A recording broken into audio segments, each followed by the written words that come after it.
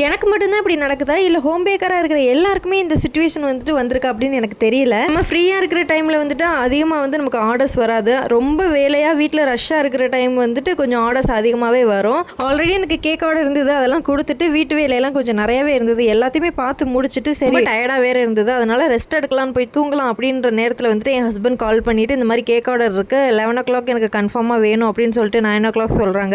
So கேப்பில் 2 மணி நேரம் தான் இருக்குது, அதுக்குள்ளேயே நான் பண்ணி முடிக்கணும். சரி நம்மளோட பிஸ்னஸே இதுதான், அதனால் இக்னோர் பண்ண எனக்கு மனசு இல்லை. அவங்களோட ஹாப்பி டேயை வந்துட்டு செலிப்ரேட் பண்ணுறதுக்கு நம்மக்கிட்ட கேக் ஆர்டர் பண்ணுறாங்க அப்படின்னா அது கன்ஃபார்மாக நம்ம பண்ணி கொடுக்கணும். ஸோ எவ்வளோ லேசியாக இருந்தாலும் அதெல்லாம் தூக்கி போட்டுட்டு நான் உடனே கேக்கு பண்ண ஆரம்பிச்சிட்டேன்.